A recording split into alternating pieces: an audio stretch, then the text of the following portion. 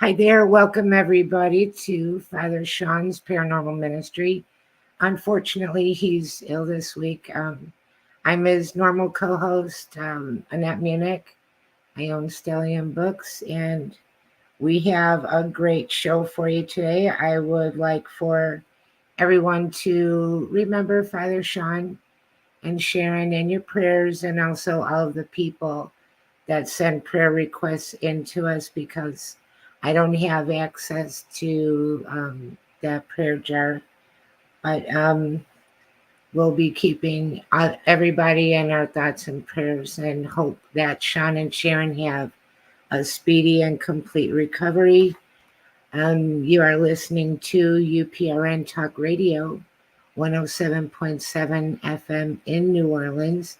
And we're so excited about this show today, and so glad for all of our listeners. We appreciate you. And we also greatly appreciate Michelle DeRoche for producing our show, and being behind the scenes, making sure everything goes fine today. Just lovely of her to do that, and we thank you.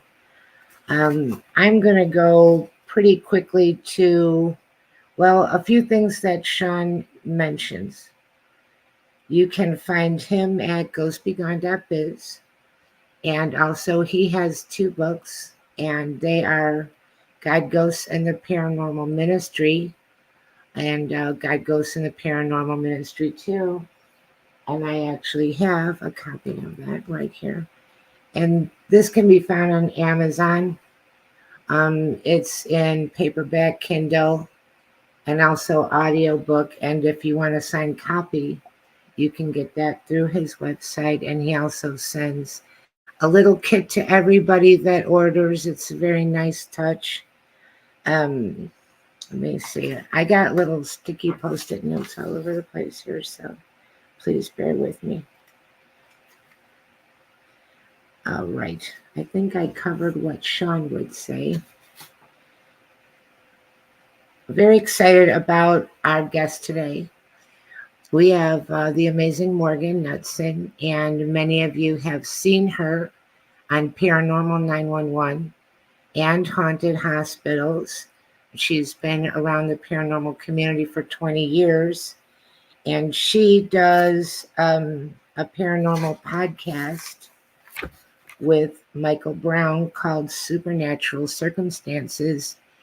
And we were fortunate enough to get Mike to come on the show with us today. So he's joining us, and we're really excited about that. So please give a big warm welcome to Morgan Knudsen and Mike Browne.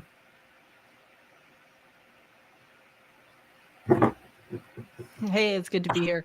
We're here. And Wow. suddenly you're here. Yeah, poof.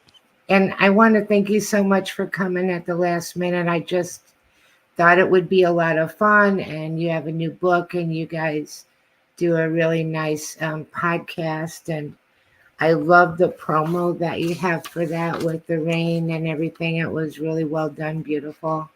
Awesome. So I thought maybe you might like to come on the show and talk about that a little bit, but we'll start with Morgan. I watch Paranormal 911 and Haunted Hospitals. Those stories are very well done. The reenactments are beautifully done. They're very scary, I think. And I've been in the paranormal for a while myself, and I think they're scary. So just beautifully done. And they're on Discovery Channel, but I thought, did they start on Travel Channel and move, or They did. they moved Ghost Adventures over? And yeah, everything's kind of gone to Discovery Plus, but Travel Channel has been a big resource for most of these shows for a really long time. really nice. I guess everybody probably asks you how you got started and what your first experience was. So I guess I'll go down that road as well. I hope you don't mind telling it again, but people always like to hear the first experience that people have. Yeah, no, I don't mind at all. I mean, it started when I was really young. Like most people, I lived in a haunted house in BC, in British Columbia, and lived in a series of them for a while with my parents, and I was no more than about nine years old. and had a really crazy experience where I got rushed by something, this sort of opaque shape that rushed at me, and I didn't know what it was. And the house had been a plethora of activity in multiple ways. We'd seen apparitions and stuff was going missing, like all sorts of weird things going on. But uh, yeah, but one morning, I had this one incident which fascinated me. I mean, it scared me to death, but I was fascinated and I couldn't put it down. I mean, I was trying to figure out as just basically as many avenues as I could possibly uncover to figure out what was going on. And I was really fortunate to grow up in the era where, you know, the researchers on TV were authentic. They were people like Lloyd Auerbach and Terry Gaynor and shows like Sightings. And it was a really great time to grow up. And I found out much later, 6 years into my career, that my great grandfather was a paranormal researcher as well in the early 1900s, and he was a very famous figure in Canada, A.D. Watson. And I had no idea about that until much later, but it definitely feels like a calling. Nice. It's kind of interesting because you said you lived in a bunch of different haunted homes. And I noticed with myself and some other people that once we have a paranormal experience, it seems like wherever we go, we might activate whatever might be in the area just because they think that we might be able to see them or hear them. Because I think in the case of myself, I don't think I had an attachment. It was different things. But Yeah, no, I find that like when if you're in the right vibration, if you're just in tune with this stuff, then you know we can connect in. And you know, that's one thing Mike and we talk about a lot on the podcast, is that the more we get to be sort of tuned in, tapped in, turned on, so to speak, with this phenomenon, with ourselves and with the universe, then it opens you up to having these experiences. And so we're always really encouraging that, is to bring people into, you know, meditation and all of these types of things that can connect you in with this stuff, because it can really be life-changing. right. And what about you, Mike? How did you get started? Were you a child for your first experience? Well, my grandmother used to rent a house right next door to the funeral home in my hometown. So I grew up around that industry, which is kind of interesting. Um, there were feelings I had as a kid, but the first real experience that I can recall was something strange and odd that I haven't been able to put a real finger on. My buddy and I used to have sleepovers. He lived 2 houses down, and we would sleep over at each other's place. And one night I was sleeping at his place, and he was dead asleep, and I was not. I woke up to see this thing. It was like a shoulders and a head standing beside the bed, and it had what I called at the time Spider-Man eyes, because that was my frame of reference. I loved Spider-Man, and I think I was like 8 or 9 years old. And so I saw this thing with Spider-Man eyes standing beside the bed in the dark. And I don't recall feeling afraid. I don't recall feeling much of anything, but I couldn't move. And uh you know, I just saw it for a few brief seconds, and then I woke up the next morning, and I didn't really think of it much after that, strangely. Like, it was like, okay, I had this experience. I'm 8 or 9. You know, you think I would be talking about it to everybody, but I didn't. And it wasn't until years later, when I saw the cover of Whitley Strieber's book Communion, that I was like, oh, that looks very much like the thing that I saw standing beside the bed. So I don't know. I don't know what it was, but it looked very much like the gray that Whitley Strieber had on the cover of that book. Whether or not I was dreaming, I have no idea. I mean, I hadn't seen the movie Close Encounters by that time, so I wouldn't have seen that. I was only, like I say, 8 or 9 years old, but yeah, where would I cook that up? So yeah, that was my first experience. I've had other sort of weird things over the years, but we can get into that later. That's super interesting, and I loved Whitley, and I remember reading Communion. I read some of his other books as well, but really a big fan of that. And then they made it into a movie, and um, I think it was really well done in the way that it kind of portrays how that happens to Hmm. people in a pretty honest way. I do like to bring up sometimes that way back in the day, people in the paranormal community kind of had to choose if they wanted to talk about ghosts or if they wanted to talk about UFO alien stuff or Bigfoot stuff. But if you picked more than one category, you were for sure crazy. So you had to pick your one thing and stick with it. But Yeah. I found that a lot of people, if you're sensitive, you're sensitive. And Hmm. a lot of people have also seen UFOs. I've seen two here. Since I've been here, I've been by Tulsa, Oklahoma for about a year. I saw one in Oklahoma before. So if you don't like UFOs, don't come to Oklahoma. And I mean, it's like crazy because the one time in particular, I called the whole family out to look at this. I'm sitting there, I'm watching it, it's not moving. It just blinks red, then white, then red, then white at the bottom, not moving. I get thirsty, go in, get some coffee, come back out. It's still there. It stayed there till I went to bed. I watched it for hours. It was definitely not moving. Now, you can say, I'm not saying that's a spaceship. I don't know what it was. The technical definition, unidentified flying object, means I don't know what that was up in the sky that night, but it hung there for hours. And I've seen it since, but it didn't stay there that long. But really interesting, and you did kind of have to choose what you were going to talk about, or else everyone would just disqualify you. We'll be like, "Oh, here we go. What else do you see?"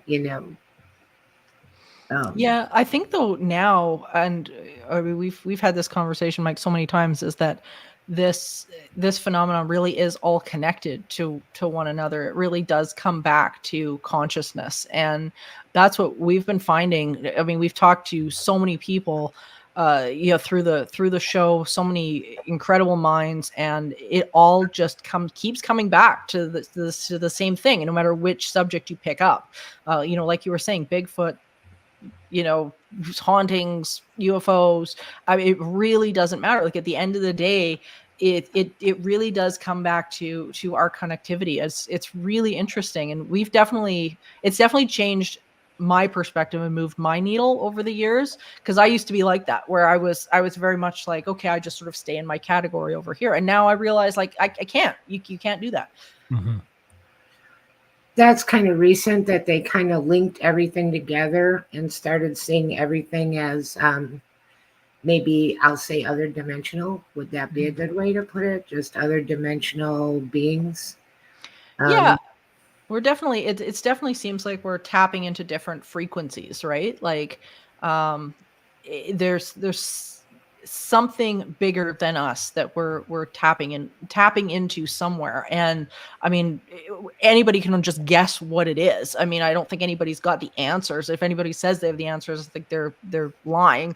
right. And I think, this is part of the journey for us, as spiritual beings, is to try to figure this pieces of this out and uncover this, because it's all about, tuning in and what we're ready for. And it's cool. What do you think about people? I've started seeing this in the last few years that want to classify everything UFO alien as demons, That as word malevolent drives beings. both of us insane. Mike, did you want to You take know, this one? Because No. I mean, if no. if you were to think that that's malevolent, I think they could have done something bad to us a long time ago. They've been around. I mean, all the way back to the pyramids, we see hieroglyphics that look like demons, not demons, sorry, UFOs, spaceships, whatever you want to call it. They've been around for a long time. But now there's people saying that they think they're demonic, but they really could have done something. I know they abduct people, but I mean, they could have done something to us a long time ago if they were generally of bad intent. Exactly. Yeah, that's Yeah, no. exactly the way I feel. Yeah. Yeah. I think I think this idea of everything being a demon. I mean, I don't believe in demons to begin with.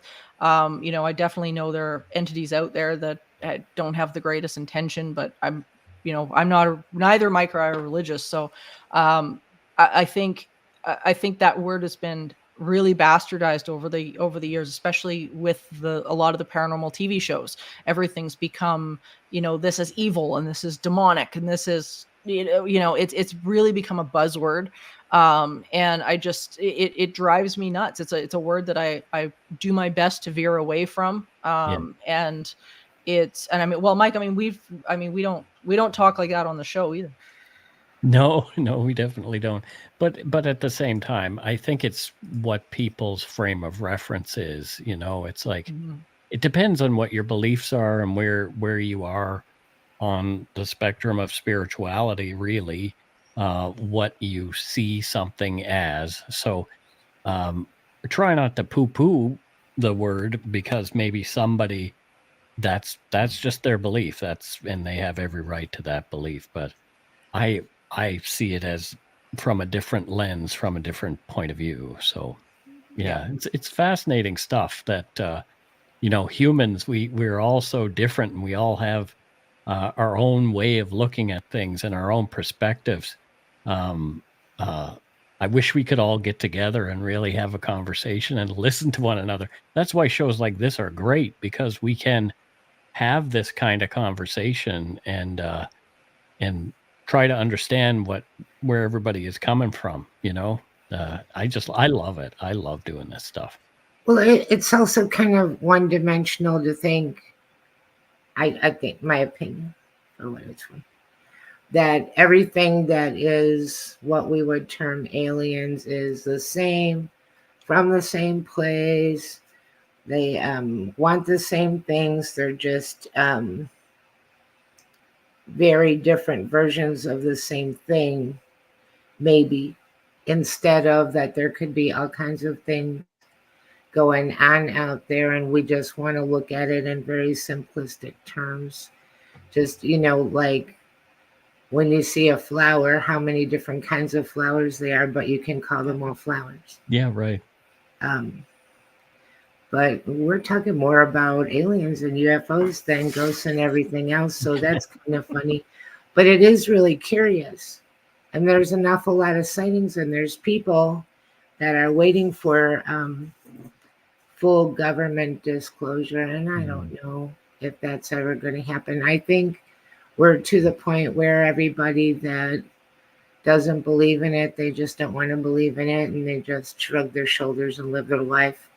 This has been around now for a very long time, a very, very long time, and reports on top of reports. And now we live in a day and age where everybody has a camera in their pocket, so they're able to take videos and post them all over the place. So, I mean, yeah, I'm in a bunch of Reddit groups that sort of follow all of these different things, and people will put, like the other night, somebody posted this thing about their outdoor camera, their sister's outdoor camera recorded this thing, and the guy's like, "It's a ghost, it's a ghost." But at the same time, pretty much everybody in the thread, myself included, said that looks like a spider spinning a web in front of the camera.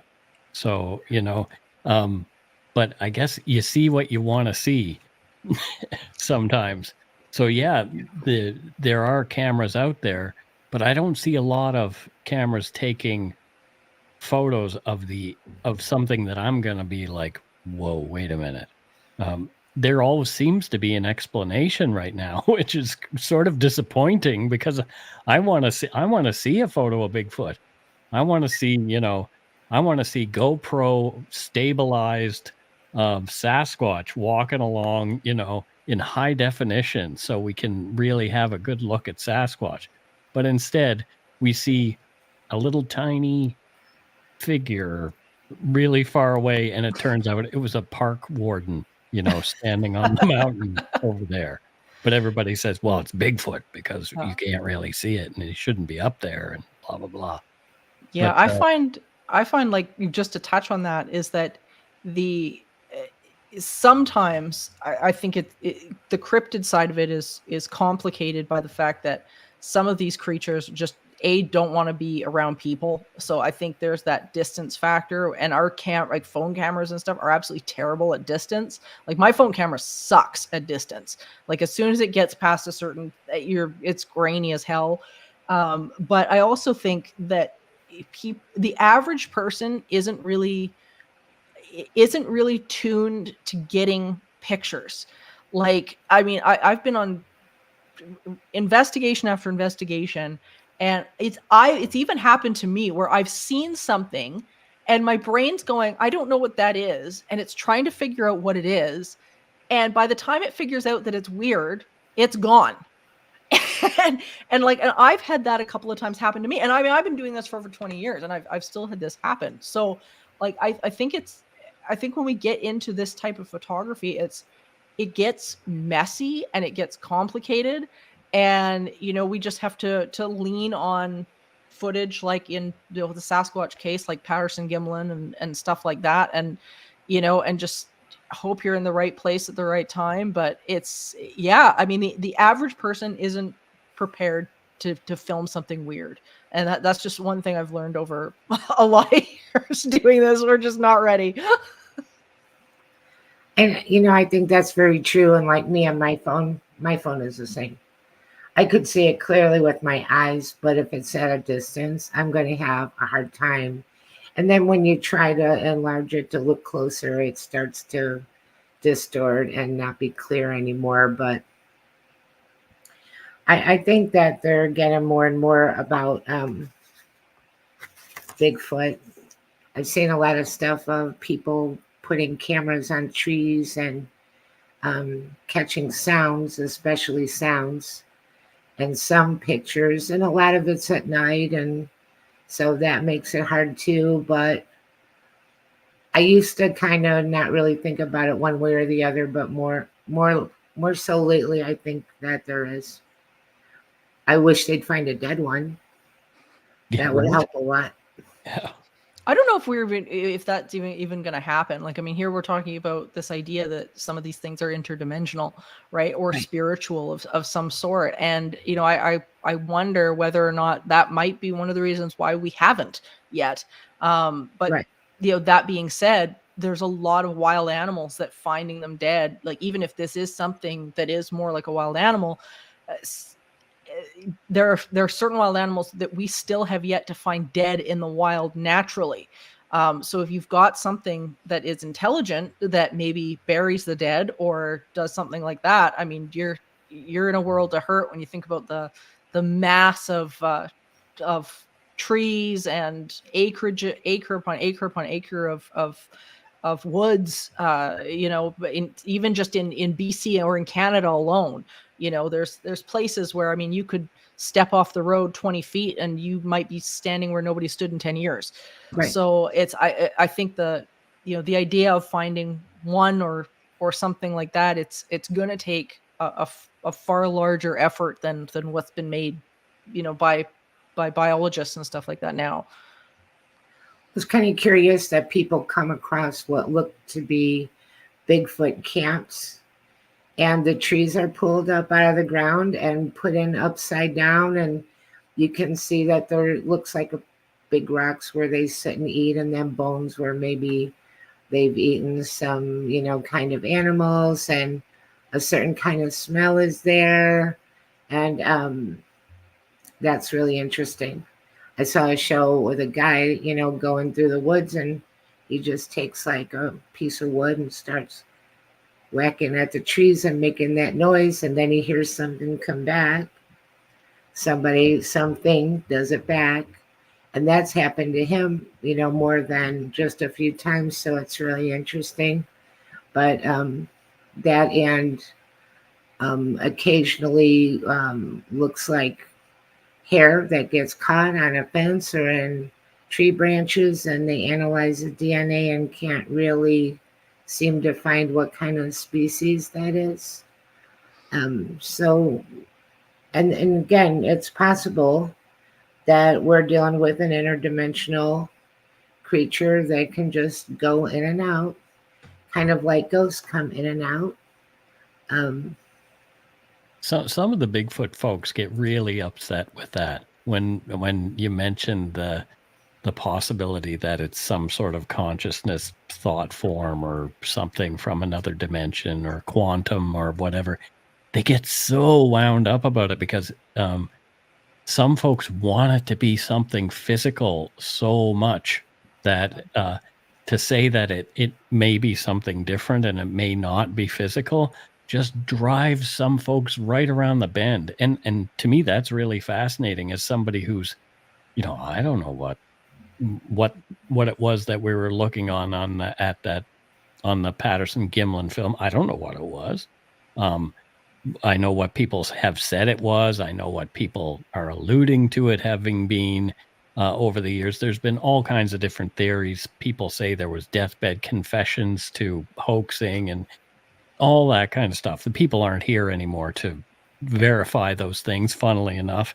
But yeah, it's more interesting to watch the people around the ideas than it is to be searching for these things, because human beings have these really strange fixed ideas that sometimes if they're threatened in any way, you know, we'll really go crazy. Like Morgan and I, we talk about at the end of our show, every show that we have, we talk about how everything, all is consciousness, in that everything emanates from consciousness. And I've had some discussions with people who are dead set against that kind of thing and really stuck in the material world. Um, I think, the best description I've ever heard about what we're doing here and what our experience is that we are spiritual beings having a human experience, and so that's kind of how I approach life. And I'm just like, everything is really super interesting to me. All these topics, I could dive down the rabbit hole into magic, into fairies, into Right. Bigfoot, like all of those different things. They all sort of fit into the same category for me. And, You, you know what, too? I mean, I feel like, because I'm interested in all of those supernatural, quantum realm, anything like that. And I don't have to have an opinion on it. I can learn about it and be like, that's so interesting. I could read about it some more. Maybe I'll find, that I'm really interested in it. Maybe I'll just feel like I don't know. I don't have an opinion about that. You don't have to, I think we're, to a place in time where everybody feels like they have to get on a soapbox and scream out an opinion about everything, but you really don't. You can say, I don't really know that much about it. I'm just kind of learning and I don't have an opinion about it. But, in the ghost realm, is something that I always thought was interesting was the use of the word haunted. And I think a lot of things are called haunted. But to me, haunted means something's actually attached to that place. Because in my world, the whole world's haunted. And, if somebody says, hey, there's a Civil War battlefield, I think it's haunted. Hey, there's an old abandoned hospital, I think it's haunted. My reaction would be like, of course it's haunted, because we're living, in a spiritual world where there's all kinds of things around us all the time. And just like with Bigfoot, because someone saw something in a house once, Doesn't mean it's there all the time. Doesn't mean it'll ever come back. Doesn't mean it's there now. Things pass around and move around, and all kinds of really interesting stories if you dig into history. I know that I had the lady that wrote me at my website years ago, and she and a bunch of her neighbors were experiencing a lot of paranormal activity. But it turned out that when we looked into the history, all of that land was owned by this one big house, which had a cemetery on it. But all of these new houses were part of that original land. So all kinds of things were happening around them. And it was kind of funny. She didn't mention the cemetery until about 3 weeks into checking.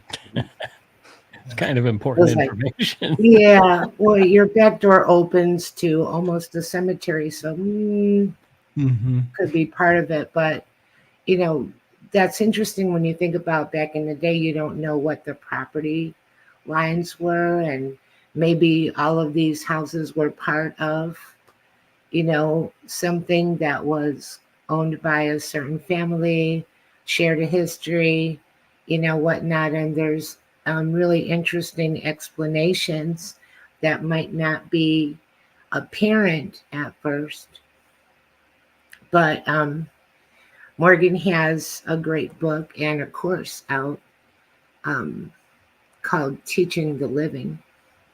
And, is that about coping with spiritual activity and dealing with the supernatural around us, or just helping people understand what all of this means? Because, we don't know what kind of conclusions to draw. Maybe there are no conclusions to draw. Yeah, Teaching the Living started with my dear friend Stephanie Wirtz, who co-founded Entity Seeker Research and Teachings with me.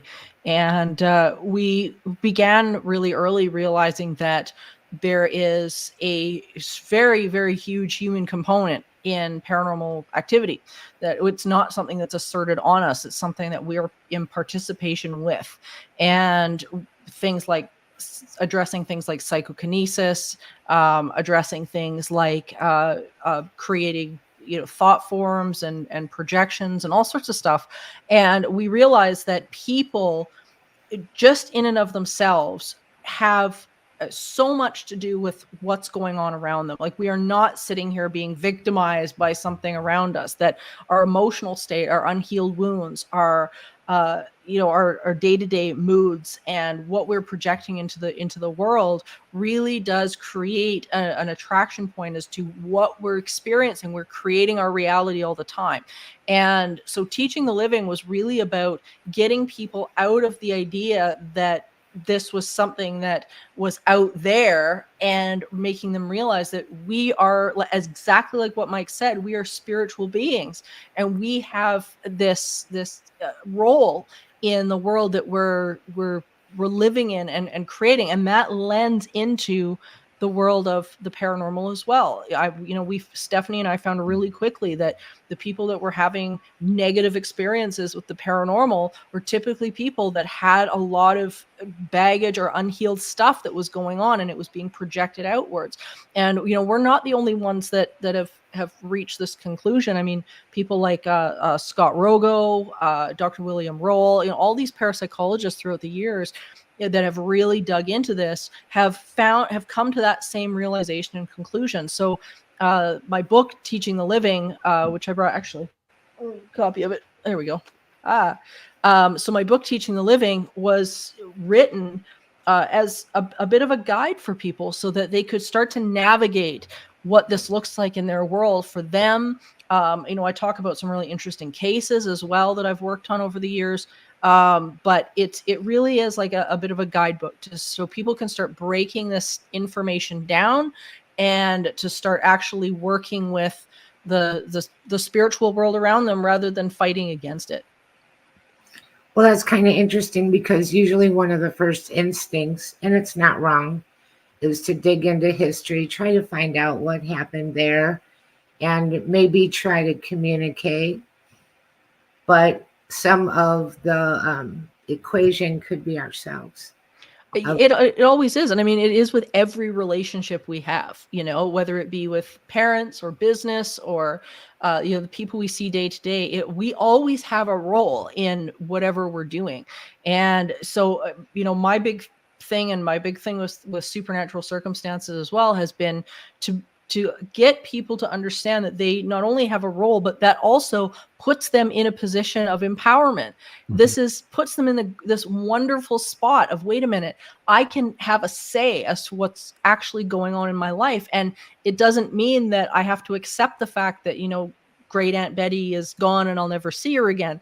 This gives me the opportunity to reconnect with that spiritual part of the world, and, these amazing beings and things like that. And I think it's so important for people to have that connection, especially in this day and age. And that, like you were mentioning, where things are stressful, it feels often like stuff is out of our control. And I mean, this really starts to bring the power and put it back in the hands of ourselves, because we are spiritual beings and we're powerful. And that's so important when somebody is in a situation where they're living in a place and they feel powerless and they feel helpless and they feel victimized and they feel like I'm battling something I can't even see. Absolutely. And a lot of times you will hear about these stories getting worse and worse and worse Yeah. as the people become more and more afraid, more and more exhausted. Um, Time goes by, they don't have any answers, nothing's getting better, and it's a spiral downward.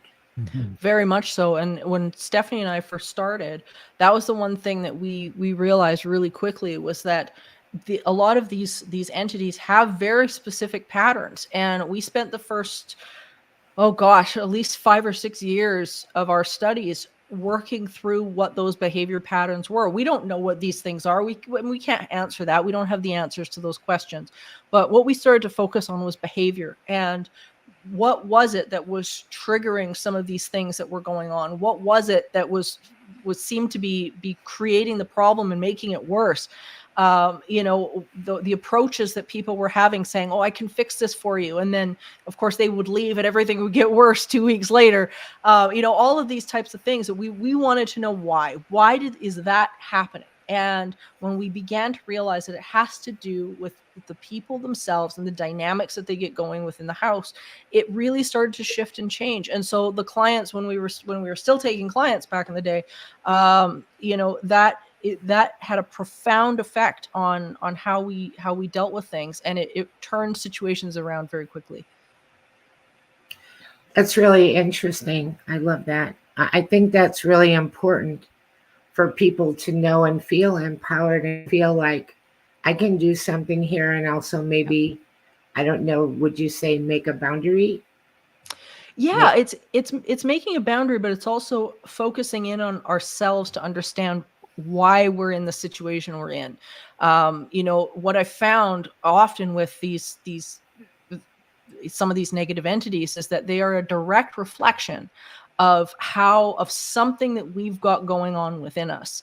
I remember a case. This was a few years ago now, but I remember a case where I had a woman phone, and she and her husband and her young son, who was probably about 2-3 years old, was having a terrible time, to the point where they were sleeping in their van. They She was getting attacked. The little boy was getting attacked. It was terrible. But the husband was not. The husband was actually making out okay.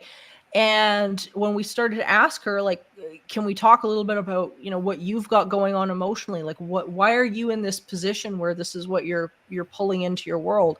And she said, I don't know. I don't know. My life is great. There's nothing wrong, so on and so forth. And then a little while later, she finally told us that she had just gotten out of a really abusive relationship. The husband she was with now was this really, really great guy, but she had just finished a relationship where a guy was beating her up and just being horrible.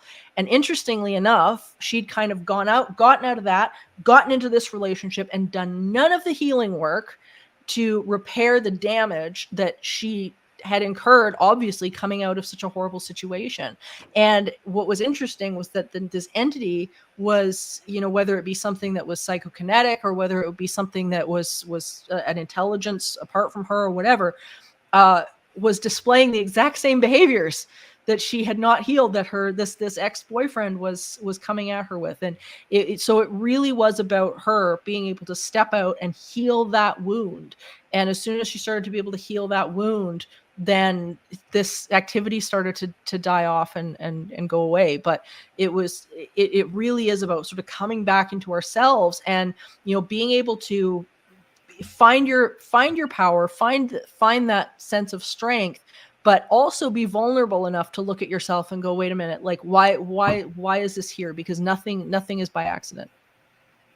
Do you think that the spirit world can sense your wounds and then just kind of push your buttons, and they're, using that emotional reaction to stay powerful and stay in control of you? And they, like, for example, I would say, do they know, like, one person's fear, one person's wound compared to another? I've found that they necessarily don't see it that way. What Stephanie and I discovered, and I talk about in Teaching the Living, is that they seem to see it more as a hierarchy, almost like dogs see their world.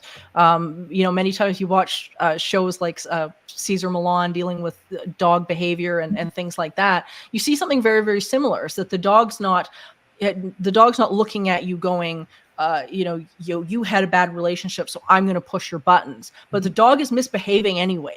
Mm-hmm. And the dog is sensing the fact that it does not have a leader in the space. There's no leader. There's no pack leader. So therefore, you're underneath the dog, and it's going to correct your behavior. And now you've got a red zone dog. You've got a dog that's biting and attacking people and barking and flying off the rails for whatever reason. But it's not because the dog's necessarily looking at you going, that's it, I'm gonna get you. And I found that that's often the way it is with some of these negative entities as well, is that they're just seeing their situation like they're in a role. And if you're not healed, if you're not calm, assertive, if you're not those things, then it's going to show you where you're broken. And it will get worse the longer you leave it. So you end up with these varying degrees of cases where you hear about these horrible things, where people being bitten or attacked or pushed or shoved, or cabinets being, we did an episode recently, Mike and I, on Supernatural Circumstances, where there were cabinets being ripped off the walls, and holes being torn in the drywall, and all sorts of things.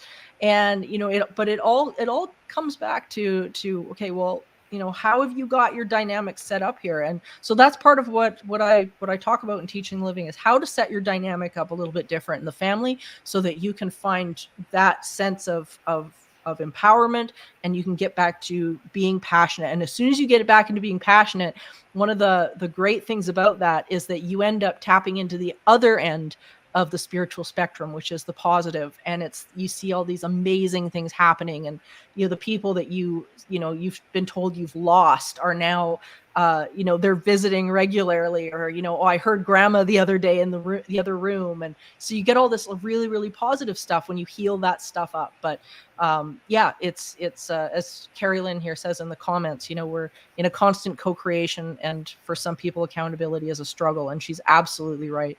The difficult part in these cases is the living. It's not the spirits.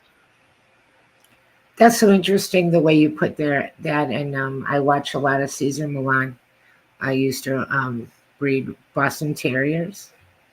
Nice. They're wonderful dogs. I love them. But it's interesting way to look at that, because something could be somewhere and be like, well, great, there's nobody in charge here. Chaos rules. Mm-hmm. And until something kind of brings in that calm leadership presence, it stays that way. But the effect on the human is to spiral the other way if they don't know that. They're just getting more afraid, more broken down, closer to giving up. And that's really interesting. I love that analogy that you use. That's wonderful. Oh, thank you. Yeah, it's just been something that I've seen so many times over the years. And what I've noticed as well, which is kind of interesting, and it's a bit of a juxtaposition to what you normally hear, is that a lot of these entities don't appreciate chaos.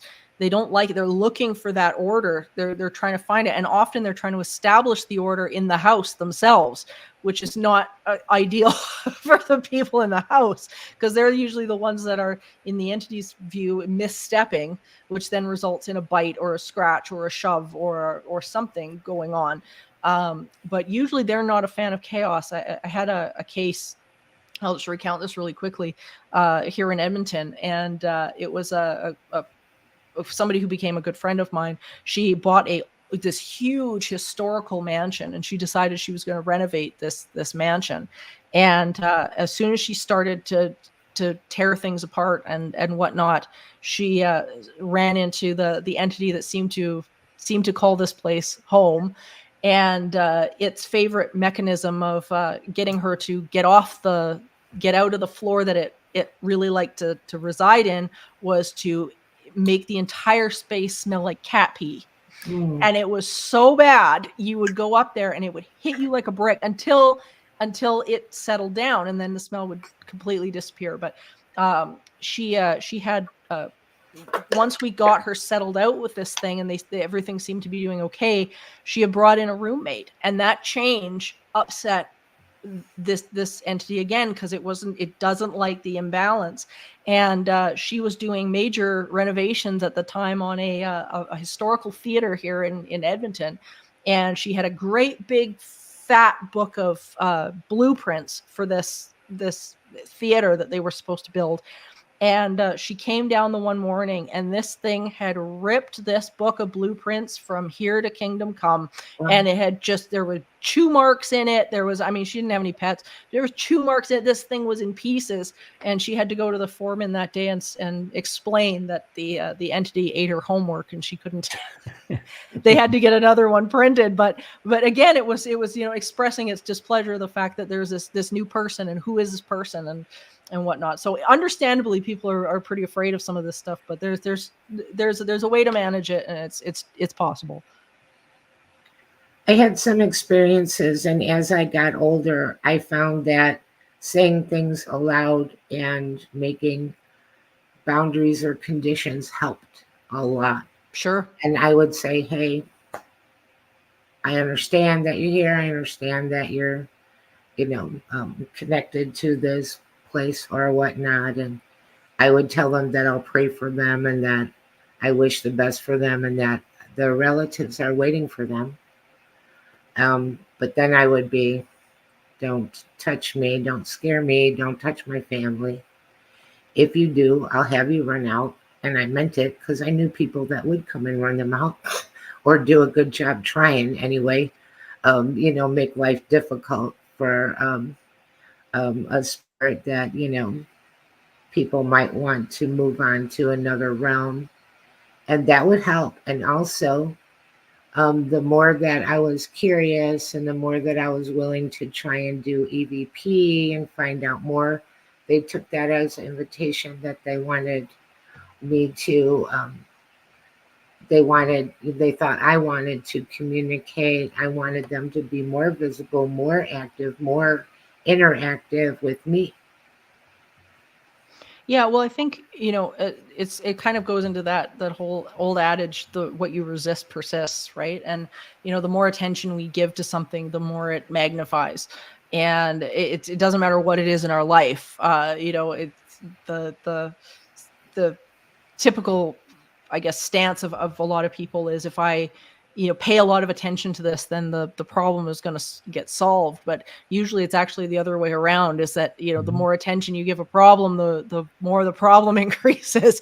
And you've really got to come at the problem with the energy of solution rather than the energy of problem. And I think, like when it comes down to a lot of people that run into these situations, they want to go and run out and get a camera and get an EVP recorder, or do whatever the ghost hunters on TV are doing. But if you want to solve the problem, starve it of your attention. And that's usually one of the key solutions to this stuff. We had a guest recently that's a psychic, and she's wonderful, and her name's Susan Ahern. and she was working on a film project and brought something home with her. And she said she was exhausted and there was a knock at the door and she opened the door and saw something awful. And she just says, look, I don't have time for this crap. I'm too tired for this crap. Just slams the door and goes to bed. I thought that was so boss. So like, who does that? But that's what Right. she did. She ghosted the ghost. Is what Right. So there's a response you don't hear very often, but you do have the right to say that. Yep. For sure you do. You know, you don't have to just stand there and be terrified or whatever, you know, circumstance has befallen you, you know, that you're stuck. So our hour's going by pretty quick, and I want to talk about Mike's book a little bit too, because he has a brand new book coming out. I do. It's called Strange, Spooky, and Supernatural. And I started in true crime. That's where my writing That's really interesting. journey began. But yeah, so my first book was called Murder, Madness, and Mayhem, and that sold really well. So the publisher that I'm with, HarperCollins, decided that I should write a second book. And I thought, well, I don't know if I'm going to write about crime this time, because I have a real fascination with the things that Morgan and I talk about. So I dug into my archives for these dozen or so or more than a dozen stories about people, places, and things from around the world that I find fascinating and have, you know, dug up. Like, I mean, I talk about Harry Houdini in the first episode just because he was so instrumental in spiritualism and the way he approached things. It really informs how I do things as well. So so he was an important figure to me. So let's write about him. Let's write about Harry Houdini. And luckily, last time I was in LA, my friends and I were out driving around, and it's like, oh, there's Harry Houdini's house. It's like, oh, that's really cool. So, you know, get to hang out a little bit around Harry Houdini's house and feel that energy, as it were. But yeah, I just thought, let's talk about some challenging things. Morgan and I, in our first episode of Supernatural Circumstances, we talked about a thing called the Philip experiment. And I don't know if you're familiar with that, but a group of Canadian, we're both Canadian, Morgan and I, a group of Canadian parapsychologists in Toronto took it upon themselves to create an entity. They wanted to have like a seance. My cat's crying, so if you hear meow meow, it's my cat. But they wanted to create this entity. They wanted to see if they could, and they did. They created this guy from the 17th century named Philip, who was a nobleman and all this kind of crazy stuff.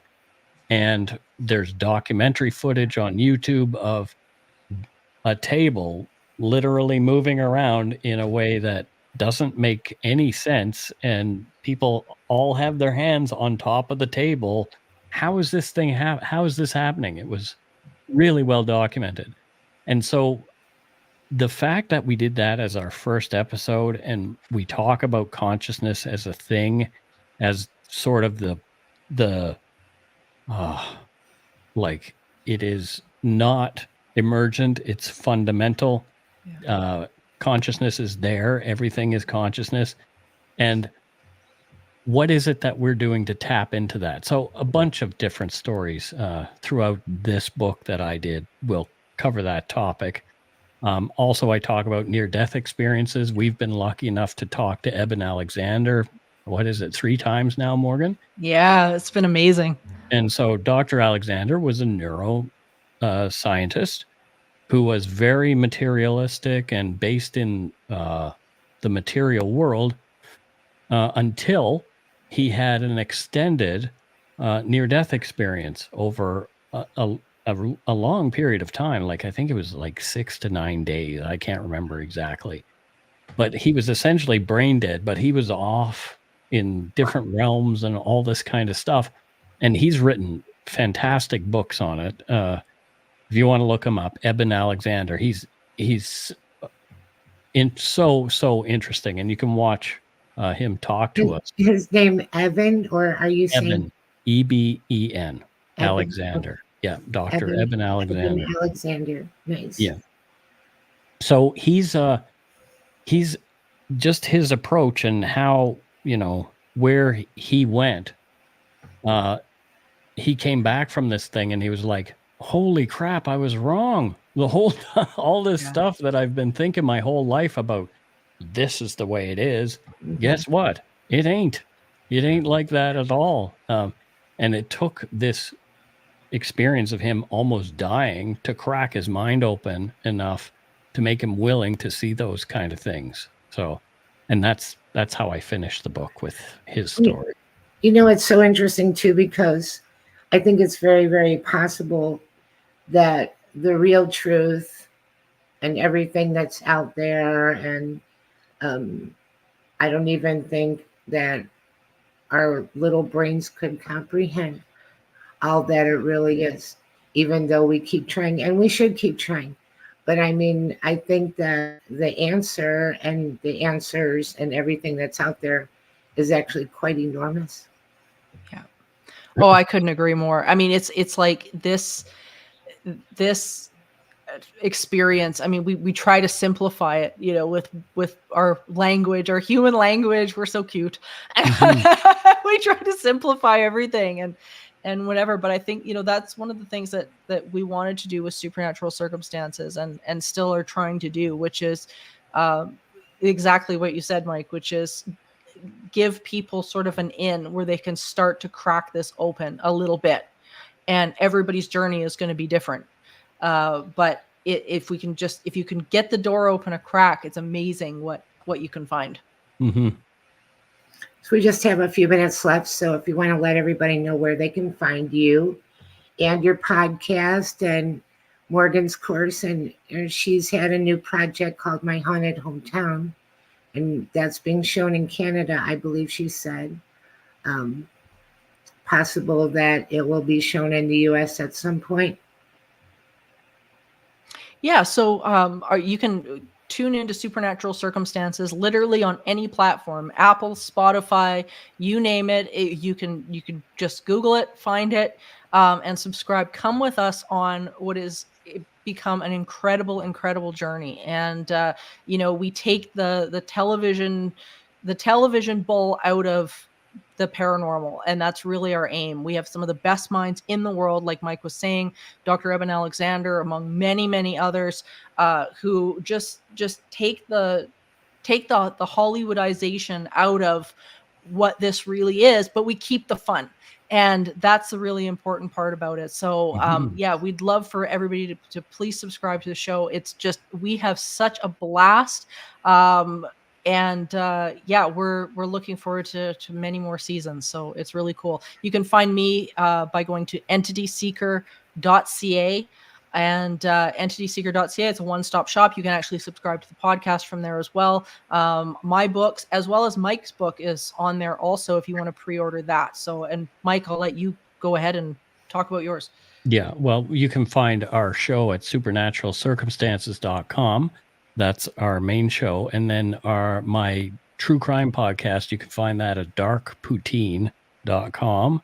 And my book, you can buy pretty much anywhere. If you're in Canada, Indigo, Amazon, or Amazon all over the world. I want to thank you both so much for being on. I'm so sorry that Father Shawn wasn't here, and I know that he's going to be sorry that he missed having you, and maybe we can schedule a follow-up and bring you back. But I think we really did have an interesting conversation. These are topics that I think we could probably go on and talk 3, 4, 5, 10 hours about, and just one thing leads to another and another and another. But I really enjoyed the show, and thank you for being so gracious to come.